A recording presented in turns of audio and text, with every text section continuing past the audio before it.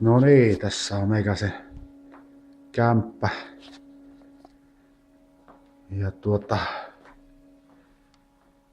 tässä on näitä kasvillisuutta ananasta ja siinä on puhaltimia ja Annilta saatu lamppuja. Tässä on sitten keittiö. Näkyy jotain leipääkin on syötävänä ja makaronia ja tiskit on näköjään osittain pesemättä, mutta ei niin paha kuin joskus.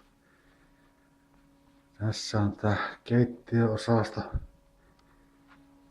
Sitten tuossa on lipastoa ja sitten mennään tänne saunaosastoon. Ja tämmönen peruskylppäri ja tässä on sauna ja tänne nyt 2 mahtuu. Just ja just. Tosi tahkolla oli vielä pienempi silloin. Pesukone toimii kait vielä.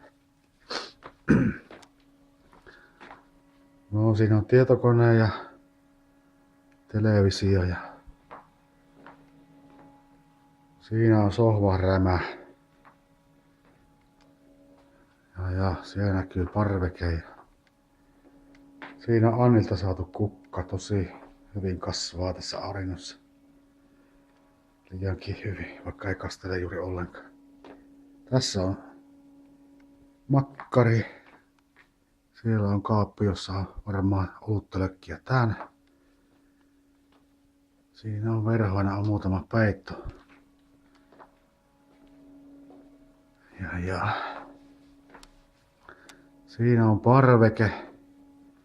Mennään kuristamaan mitä siellä on. Mitäs täältä näkyy?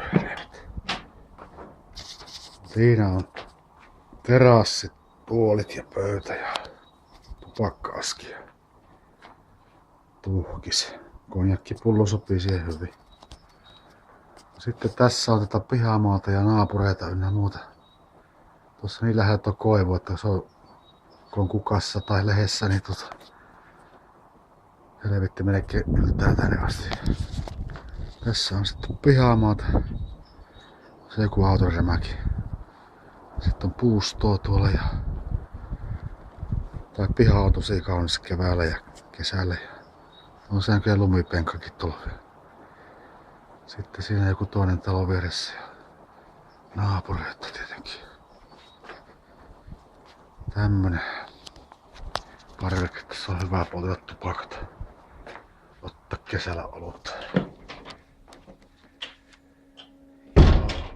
Tässä tämmönen kiertovettu. Siinä on brändit jo valmiina, että se rupeaa naakkaamaan. Lähettelen tämän sähköpostilla sulle, jos onnistuu. Yes.